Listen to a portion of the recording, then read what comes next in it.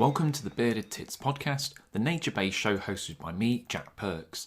Each week I'm joined by a guest from the world of wildlife television, art and science. We take a light-hearted look into what makes these people tick and connect with the natural world so strongly, with new episodes out every Tuesday. This week I'm joined by fellow Nottinghamshire lad Indy Greene, who is an incredibly talented birder, and together we delve into the world of twitching and birding as Indy tries to help me understand about this subculture of wildlife watching. Well, welcome to the podcast, Indy. Thanks so much for having me. You've done a few of these now, haven't you?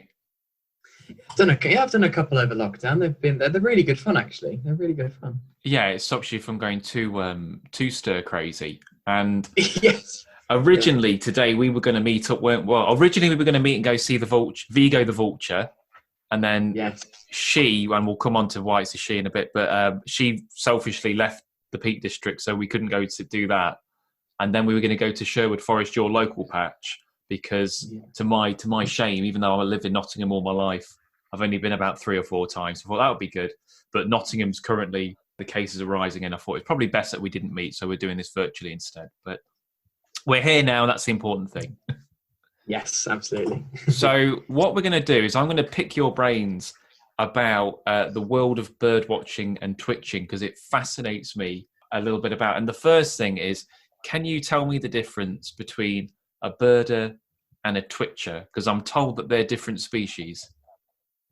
Yeah, it is a weird community because, well, like you say, you do sort of get 2 different species among one species, if you know what I'm saying. But yeah, so twitchers, they're kind of like birders who will, and it is often old white men, which is, well, that's how it is, isn't it? But they will often, right, basically anyone who sort of goes out maybe across the UK or anywhere to just see a rare bird, like, I don't really count myself among them. I'm not that intent on following lots of different birds across the UK, but there was just a couple of birds turned up on Shetland and then a bird on the west coast of Scotland. And it's basically people who just go to mega lengths to go and see rare birds across the UK. And then bird watchers are just people who are interested in birds and sort of bird on their local patch and see what they can find. And they sort of photograph them at the same time sometimes. But basically there's twitchers who are just try and see everything and get a huge list for the year and try and race against each other. And then there's bird watchers who are a bit more calm and relaxed and just bird on the local patch, really. So are all twitchers birders, but not all birders twitchers? Or is it more complicated than that? Are all twitchers birders, all birders twitchers? I feel like I've confused you now. That's quite a tongue twister. I feel like a birder can turn into a twitcher quite easily, depending on what the bird is. Because okay. There was a bird on, I think it was Skoma. No, not Skoma. I think it was. What's the island off the Farne Islands? Yeah, Farne Islands, that's it. Yeah. There was like a little, that was it. It was called a desert warbler, and it was one colour, and it had a little yellow eye, which sort of sold it a little bit to me, but the rest of it was completely grey, and hundreds of people went to see it, and that doesn't really interest me in the slightest. When we had the European bee-eaters that turned up East League, I wonder if you've seen them actually. I did go see them, yeah. Yeah, they were great. So I feel like they are they're a bird that I would go see. But just to go all the way to Farne Islands just to see a little grey job, even that's not really. I have to admit with you, I'm definitely the same. If something bright and colourful and tarty turns up on my local patch or in Nottinghamshire, then I might go and see it. But I'm not travelling 200 miles for a little brown jobby.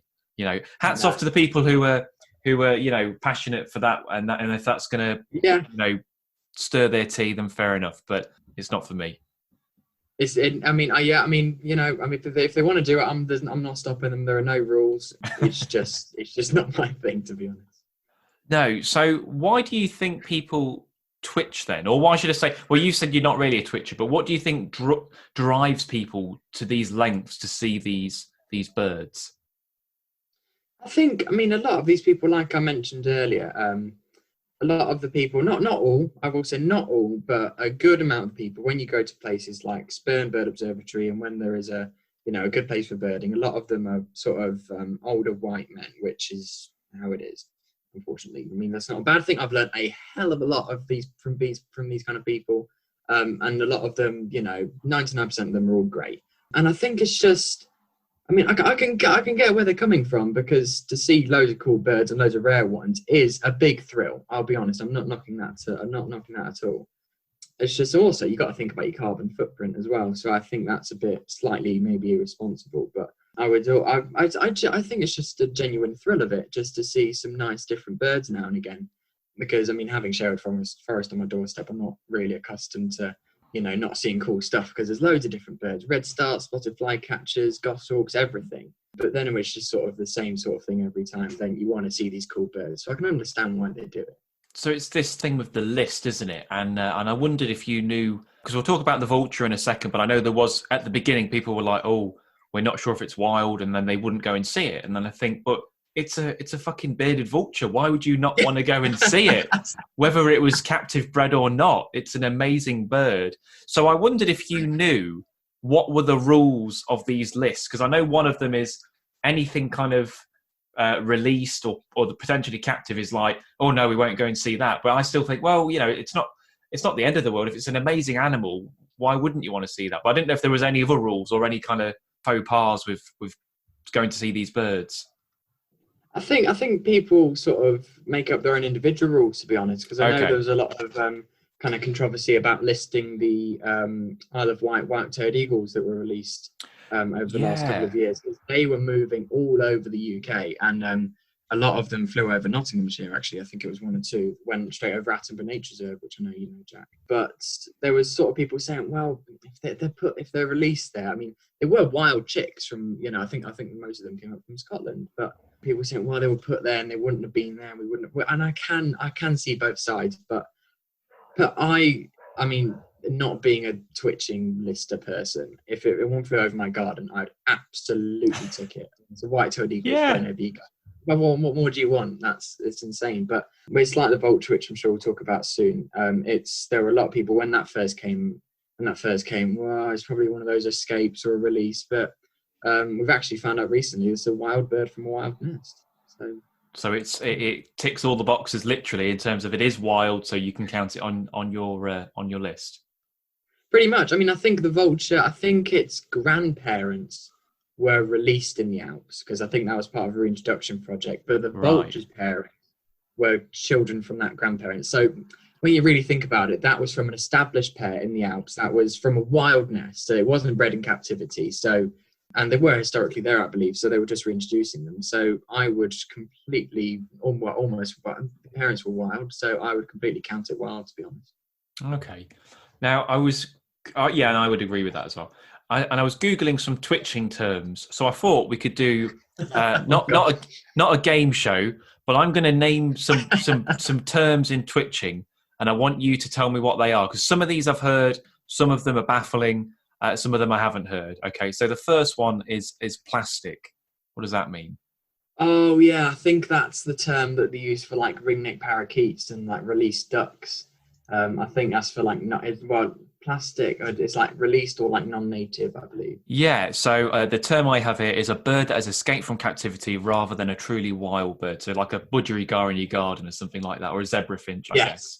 Yes. So I hadn't heard that one. I've heard of like mucky ducks, when you get those sort of mallards that are always at Attenborough, or that have clearly been shagging a farmyard duck. And you get all those weird hybrids, don't you, that just don't look right. They're not quite a farmyard duck, and they're not wild, and it's just not right. So I heard of that one. So this one confused me, because I know this for another meaning, but jizz. What's a jizz?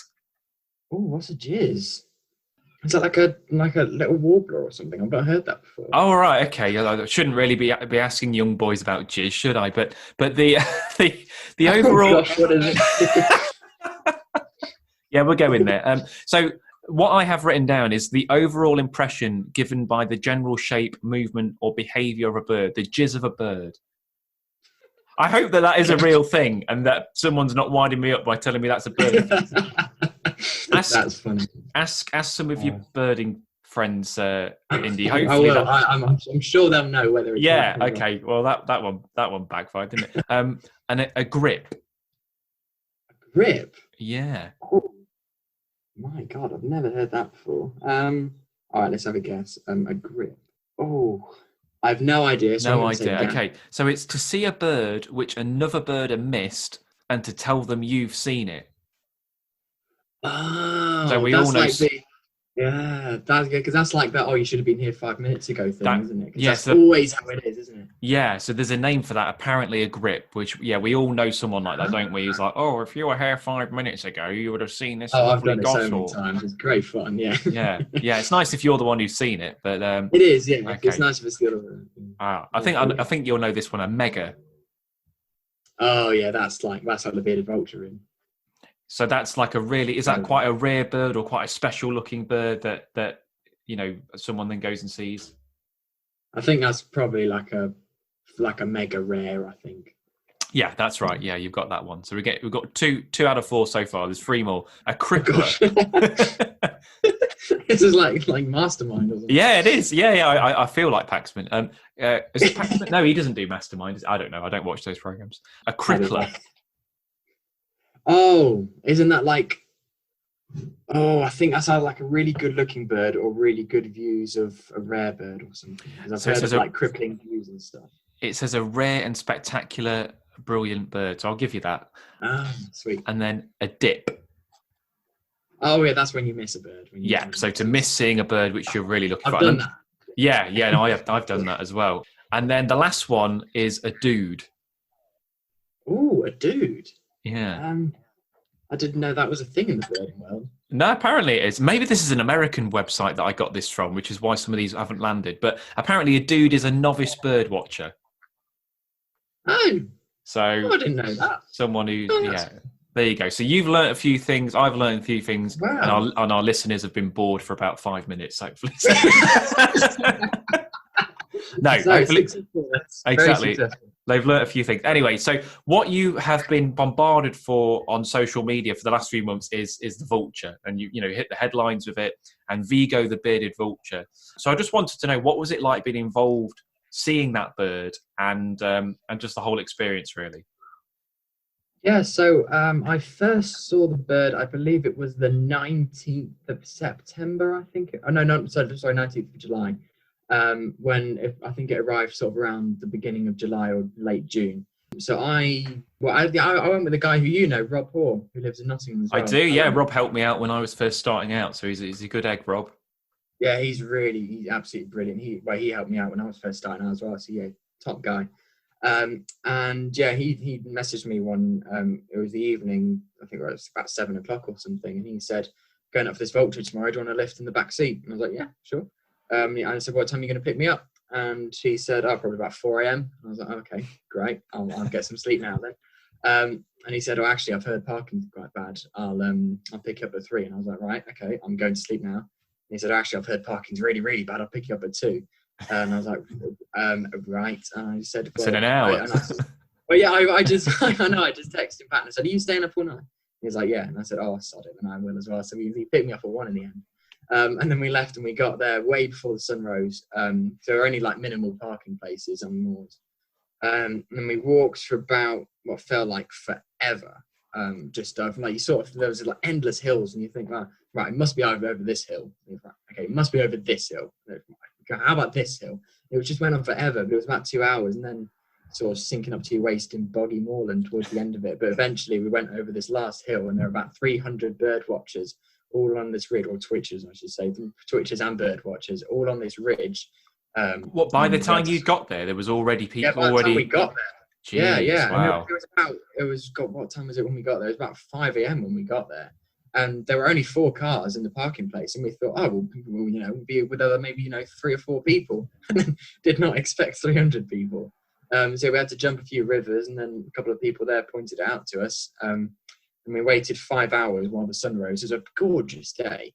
And the sun rose and it warmed us up, and we were all chilling out, just chatting with everyone, because we wanted to obviously see it in flight, because that ginormous 3-meter wingspan, we had to experience that. So we waited 5 hours in beautiful location, the moors.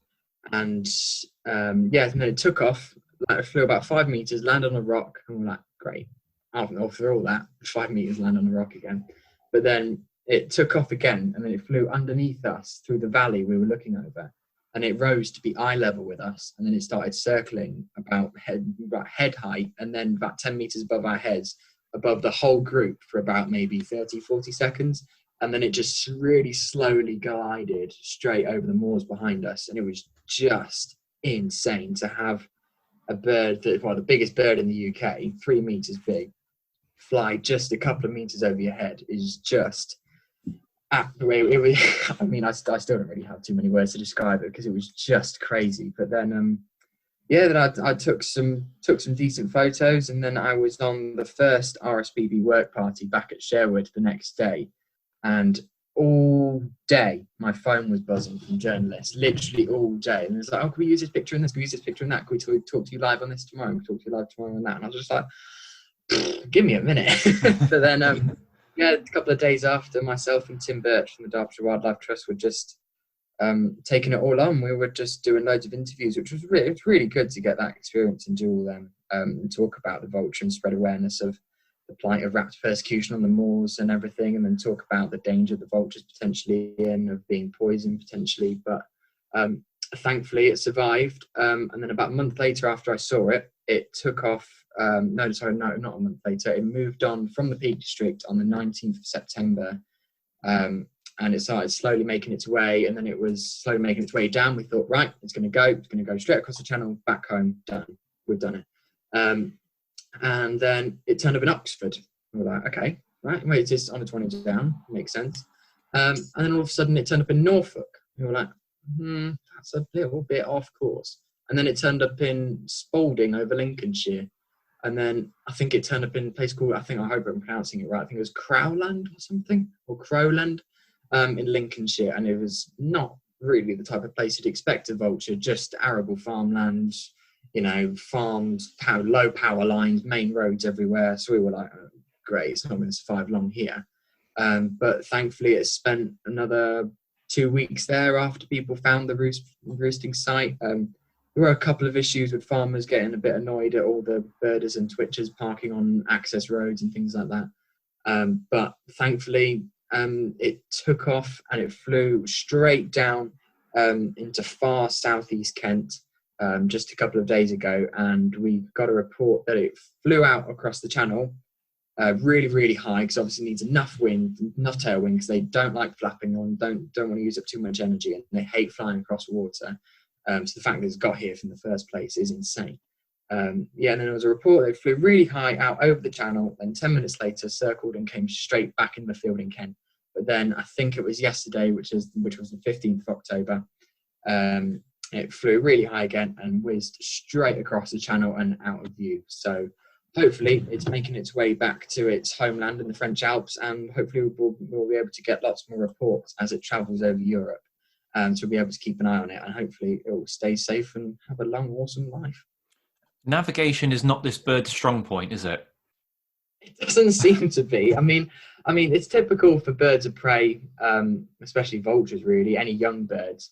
They do like to do a lot of exploring over vast areas, but traveling through, I don't know how many different countries and across the sea, which is, almost really not well recorded in vultures, because they don't really travel across the sea because for some reason I don't know if they're a bit lazy, but they just don't really like flapping their wings, to be honest, and they have to glide, so the wind and all the conditions have to be just right.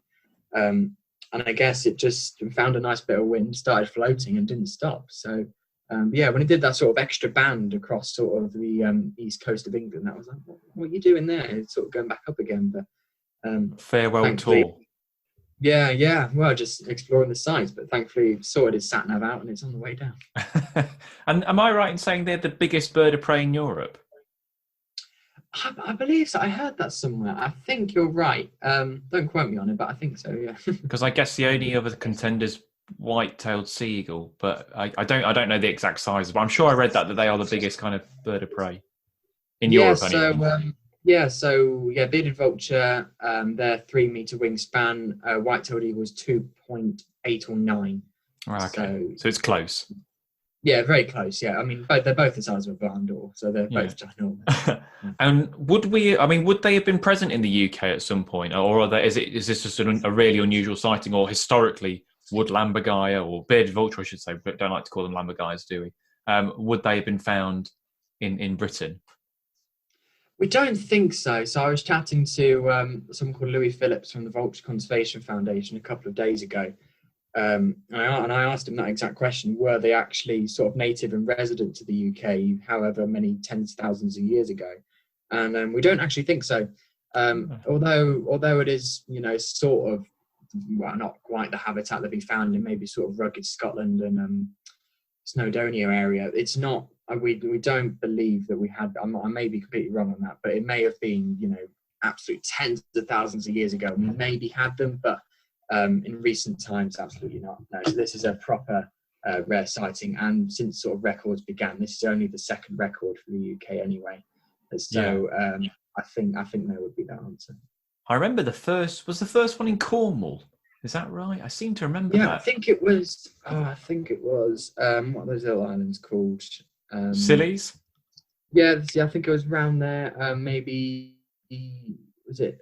Oh, like Guernsey or something. The Channel Islands. Yeah, that's it. Yeah, I can't getting things. But yeah, Channel Islands. I think that was one of the records, and then I think you maybe rightly moved up towards Cornwall. Yeah, I do vaguely remember that a few years ago. So, I mean, we've kind of covered this already a little bit in the podcast, but why do you think people then get so strung up about birds being wild or released? What do you think it is that puts them off, say, counting a bird that they think's released or not? I think, by that standards, you could, if you don't like, if you like counting birds that are released, then you could just go to the zoo and count all the parrots in there. Then that's sort of I think that's sort of the thing that's kind of like, which cheating doesn't feel right, which I can understand. I wouldn't, but I think it's that. I wouldn't go count parrots in a zoo, but I'm not sure. No, probably a bad example. I don't know. Well, you can do that at Woollerton. Yeah, you can do that at Woollerton. Yeah, absolutely. But I think it has to be wild, which I completely understand, because there was a lot of controversy amongst the birding community when I don't even know how to pronounce it, because I didn't really have much interest in them, to be honest. But I think it was Ferruginous ducks. Ferruginous ducks. Yes, yeah. I'm not going to try it because I'll mash it up. But I know what you mean. Yes. Yeah. We just called them fudge ducks to keep it simple, and also it's a lot easier to spell in text messages. So so they turned up, and I can't remember where they're normally found. It was either like America or Far East Asia or something. It was somewhere nowhere near around here.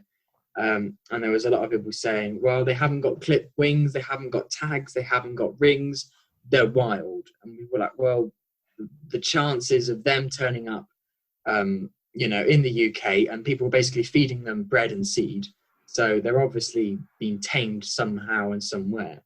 Then a lot of people were saying, well, they're not really wild, are they? But there's still people who would have ticked them. I personally wouldn't have. But it's just, I'm kind of with all those people. I wouldn't have ticked a bird like that, but I think it's got to be wild, which completely makes sense. Yeah, and I think you've already answered this next question, but do you keep a list then? Do you have a list of all the species you've seen? I do. I don't really keep on top of it. I haven't counted up my list for last year yet, but I sort of do a list for the garden and stuff like that, because I think last year I got roughly 118 or something for the garden, which I was astounded. That's pretty good for a garden, isn't it? Yeah. I do keep all my records, so I'm not necessarily a lister really. I just sort of keep records. So I'm on my 5th notebook now, just constant records of all the rare stuff I see on my patch in Sherwood. So I'm more of a record keeper than a lister, so to speak. So if you don't know exactly, what's your rough life list then? Oh gosh. So last year, I would estimate about 270. I would go for that's that. You've seen 270 UK wild birds, you reckon? Oh, UK. Oh, blimey, no. Sorry. I meant sorry, UK, sorry. I should have narrowed that down. Yeah. How many British species? I think 270 is bloody good. Yeah. So I think it's probably, I know a friend of mine, he found 300 birds in the UK last year, which that was impressive. But I would reckon maybe 210 for the UK, maybe somewhere around there. That's pretty healthy. Yeah. I put mine about two. I think I did this on the train once. I thought I was that bored. I thought, right, I'm going to write down every single bird species I've seen.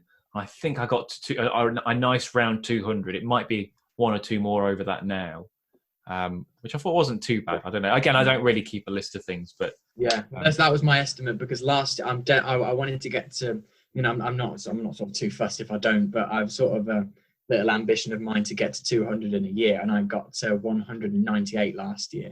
Oh no! But I need to count up this year to see what I'm on. But a good couple of, I've had some nice birds this year, some good ospreys, and I had a great day up at Spurn Point, Spurn Bird Observatory a couple of days ago. Which got me loads of really good birds. I even saw a nice merlin this morning as well, so that was a really nice bird. Oh, okay. Yeah, I've only ever seen them in Shetland, but I know they're quite spectacular bird. Great. They are good for them there, because as well as a bird watcher, you're also a photographer like myself. So do you think there's a bit of a divide potentially between bird watchers and wildlife photographers? Yeah, there is a bit of a divide, and I feel, even I think there's even a divide among like photographers as well, because I think the two sayings are you're either a photographer, three. You're either a photographer, a birder, or a birder with a camera. But there's a lot of people who say you're not a birder with a camera. That doesn't exist. You're just a photographer or just a birder. But I would absolutely count myself in the I saw a bit of both, to be honest. I mean, I like to photograph the birds I see, but I'm not gonna go out of my way just to. I'm not gonna go on and like pay. Sort of going any paid hides and things like that. I really don't like stuff like that. I just see it as completely cheating. So like all those. You get some fantastic photos, obviously, from those sort of places, and they go in, great guides, because the only real way you can get fantastic pictures of birds like hawfinches and to go in one of those hides, and just one weird example, but I wouldn't do that stuff at all. But I think there definitely is a divide, and I think it often, because you do get a lot of irresponsible photographers who give the rest of that bracket, that sort of species, a bad name. So there was some shocking photos at Bempton Cliffs that I saw back in the summer of two. I've never been to Bempton Cliffs, but I know there's like a fence that goes all the way along the top of the cliffs. I'm sure you know this. I think you do.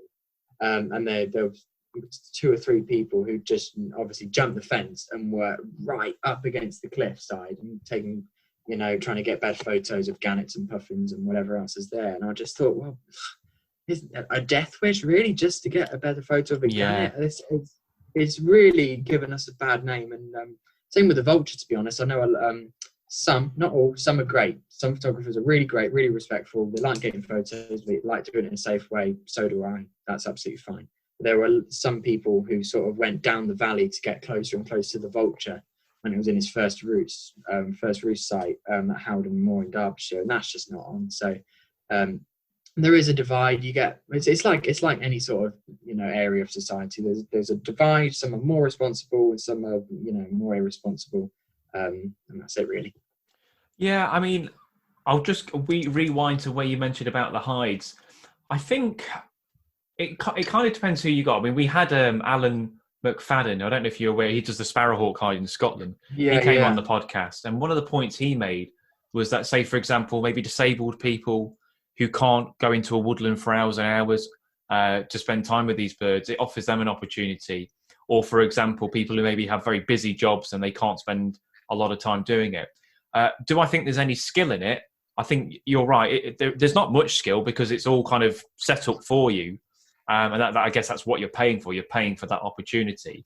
But I can see both ways of it. I have used hides in the past, and I would use hides. It largely depends on what the brief is. So if I'm being paid to do photography, so for example, I had a job to do sparrowhawks, and I could have done it in my garden or in my local woodland, but it would have taken months, and the company aren't going to pay for me to do that for months. But they're quite happy to send me up to Scotland for a day and to go and do that. So yeah, I see what you're saying. It's not everyone's cup of tea, and it's not always Oh, yeah, it's not everyone's always thing. Yeah, I mean, I like, yeah. Well, yeah, like you say, I can completely see both sides. And yeah, I never even thought of that factor, to be honest, of people who are maybe disabled who want to sort of get a close up view of things and can't spend hours doing it. Then yeah, that's absolutely fine, and that's brilliant. But I guess it's being honest as well. If you've taken a picture in a pay-per-view hide, then you should say that. And to be fair, you can normally sniff them out a mile off anyway. Those kind of images have got a style. You know when they're done in a hide. And also, I feel like from a personal point of view, I feel like you want to sort of earn it as well. I would rather sit out in a wet bush for all day just to get the photo I wanted of, I don't know, a goshawk on a wood pigeon or something, whatever. I would rather do that than spend, maybe £200, sit in a nice warm hide and wait for the bird maybe 10, 15 minutes for it to come down, and that's guaranteed.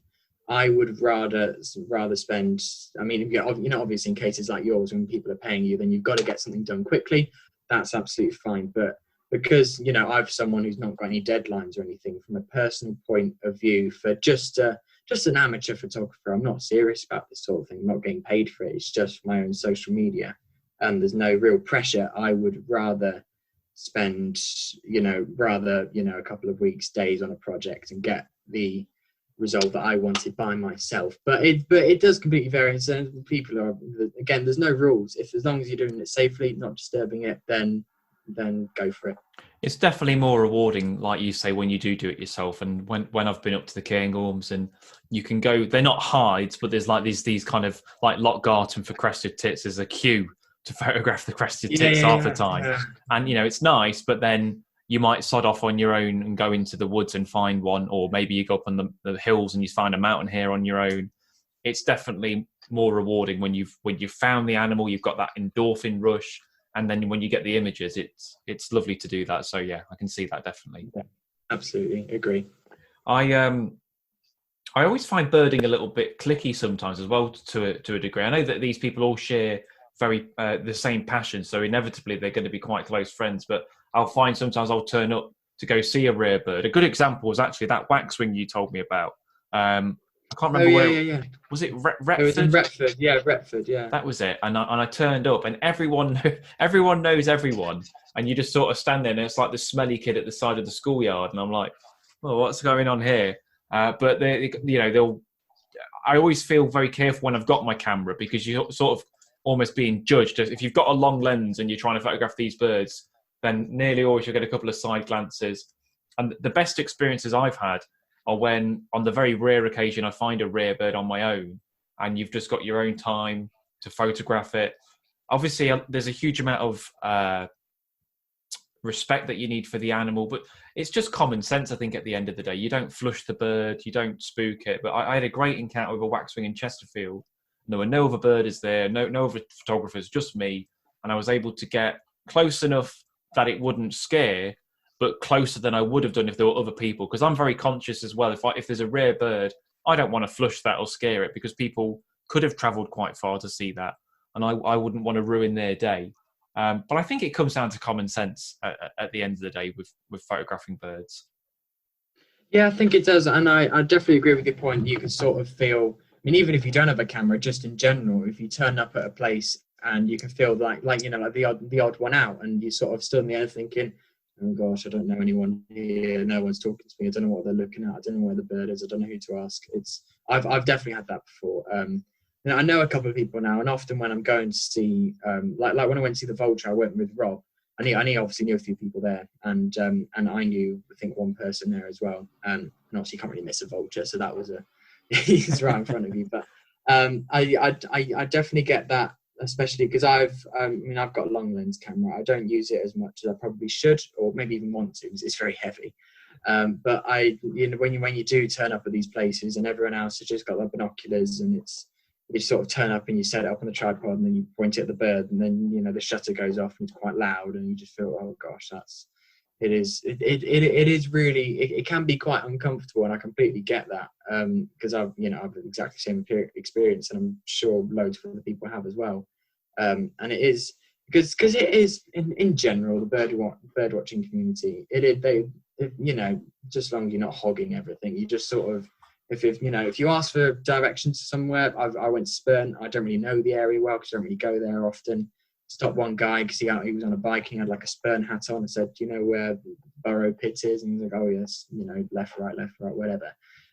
So generally, if you ask someone, they're always, they'll point it out to you. But there is definitely that awkwardness and embarrassment when you turn up somewhere and you think, "Oh gosh, I'm the only one here with a camera," and it's a bit. It's hard to describe, but I know what you mean. It's weird. I should say as well, 9 times out of 10, if you do talk to another bird watcher there, they're normally happy to chat and point the birds out. It's not normally like people ignore you or push you to the floor or anything like that. They'll normally kind of help you. It's normally something like it's in the tree, or whereabouts, or the left branch, three sticks down, and you're staring at this tree for half an hour trying to find this little bird or whatever. Yeah. But normally they are a friendly bunch and kind of can help you out. So they're all right. They're all right by me. They are all right. Yeah, they are. I mean, I was quite surprised as well because I was when I first sort of got into birding and I was walking around areas, just my local patch like Sherwood Forest or the Idle Valley. I thought I was going to get like a load of weird looks just because I'm a kid who's into it. But actually they're all really keen to see young people because they know that a lot of them, I mean, again, it's a shame there isn't more diversity in the birding world, but we'll try and do everything to amend that and have an equal split. But they know that it is just a lot of old white retired men, some middle class, whatever. And they know that as well. So when they see a young kid who's going to carry on their sort of birding streak, if you like, then they are always willing to encourage it. And I've received loads of great support on social media from birders, people who I don't even know, who are just sort of encouraging me and say, great find. I got a great message the other day from someone saying, great find with this and this and this, and keep doing what you're doing. And it's really humbling to get that actually from people I don't know them, they don't know me that well, but just through social media, I've met some great people, and they are, and not like you say, 9 times out of 10, they're always really supportive. So it is a great little community to be a part of. What do you your friends of because how old are you again, Indy? Are you 15, 16? 15, yeah. 15. So what do your friends think of it? Because presumably, are any of them bird watchers as well, or are they like, why is Indy staring at a tree for half an hour? Well, yeah, friends. Oh god, who got friends? So I don't really have any friends who are sort of my age at all. Okay. So it's because I'm homeschooled at the moment, so that obviously restricts the people I meet. Yeah, But when I was in school, I never had anyone. I never really had that many people who I clicked with, and because they were just interested in different things, like I don't know what it was, football or computer games, and I've never really been to a football match, and I've never played a video game, and I don't wish to. So it's their thing, it's not mine. That's how it is. But a lot of my friends are just kind of people your age, just sort of younger people who I would look up to, and people I only really befriend people who are sort of into this sort of thing because although people who have other hobbies, completely respect that. They're not interested in what I'm interested in. I'm not really interested in what they're interested in. Then you just move on in life, really. So it is. But I know when I first started, sort of at primary, when I did a little bit of the beginning of secondary school, people just look at you as if you're sort of insane and weird for just being interested in anything other than whatever that was. They're interesting because I didn't really care. It was sort of like football, and like I said, video games. Like I had no idea what they were talking about.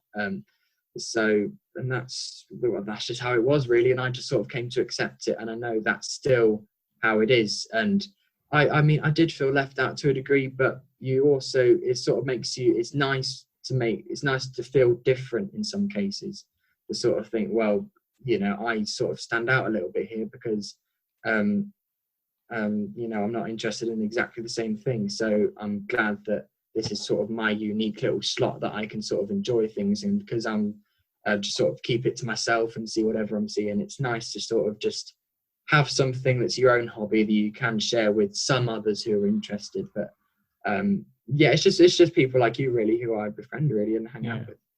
Nature seems to be a weird subject for kids. I remember when I was at school, I was never really bullied for it, but they couldn't quite understand. They were like, why is he so interested in frogs or whatever I was interested in at the time?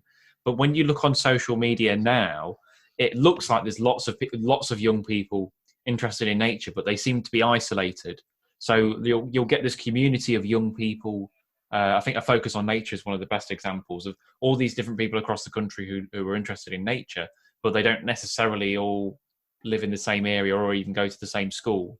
So it's a weird passion, I suppose. And I was talking to who was it? I can't remember. I recorded a podcast with someone the other day, and they said if you're going to get the nature bug, it's something you either get very early on in life or you come back to it maybe in your late 20s, early 30s. It's sort of like once you get to the teenage years, I guess other priorities come into your life and distractions. Yeah. But it's something you either get early on or it comes a little bit later as you go along. So it's I agree, because I feel like when as a young kid, I haven't met like a 2-year-old or a toddler who doesn't like jumping and rolling around in a muddy puddle. I mean, come on, I did. So I feel like everyone sort of has, I know it sounds a bit geeky, but the call of the wild in them, if you know what I mean, when they're young. Because that's how, humans are designed to live off the land and all that. So then I feel like that is sort of scrubbed out of us when we sort of go through secondary school. And again, sort of like me, I think the only real reason why I'm really interested in nature is because of where I live. Right behind this wall, Jack, where I'm talking to you, is Sherwood Forest, my playground, my home, really. So I'm lucky that because I didn't really have anyone else that I was in school with who was sort of on the same page as me and interested. I was one of the lucky ones who thankfully didn't sort of give in and didn't fall for the other sort of crowd and the whatever else young people are interested in. But I think, like you say, there are a lot of young people who are actually interested in obviously the climate crisis and all the climate and biodiversity crisis, I should say, and all the climate marches. I think they've helped get more young people into that, because I almost feel like that's becoming the new good and cool thing to do. Obviously very good. And I remember I went to a climate strike in Nottingham last October, and I turned up there. I went with some RSPB friends, and then I looked over on the wall and I saw half of my school friends on there. I just thought, what on earth are you doing here? And I went over and I had a hug and a chat with them, and I just thought, this is amazing. So even though that we never really spoke about wildlife or nature, maybe they still had that little bit in them, but then it shone back again. So that was a real sort of moment. Okay, right, maybe we can do this. But yeah, when I saw my old school friends there, I just thought, that is brilliant. And more, we need more people like that. But like you say, a lot of them are isolated, kind of like the habitats they control. But to see them there was a real treat. Yeah, and that's what we need, definitely. Well, look, buddy, it's a pleasure to chat as always. It's a shame we didn't get to show it, but I'm sure we'll have another twitch around there at some point. And you'll have to Google some of those twitching terms. Be careful with jizz. I wouldn't Google that, but the rest of them, you should be all I'll right. leave that off. Yeah, I'll leave that off. I would that. But look, it's been a pleasure, and I'll catch you soon, Indy. Yeah, thanks, Alex. Thank you so much for having me. It's been really good fun. Thank you. It might be a sign of me getting older, but I struggle to tell how old people are. I should just note that won't hold up in court. But Indy does come across much wiser and older than you would expect for a 15-year-old. He knows so many bird calls and flight patterns, it's unreal. And I have a lot of respect for that young man. I'm not sure I'm any closer to understanding twitching, but I am guilty of doing the occasional local twitch. Next week, I'll be interviewing Matt Brierley as we talk about his film Sharks in Deep Water, which explores the overfishing of sharks in British and European waters, how shark fin soup is still legal in Britain, and why the demand for shark meat is rising. This has been the Bearded Tits podcast. I've been your host, Jack Perks, and I'll catch you next time. Cheers.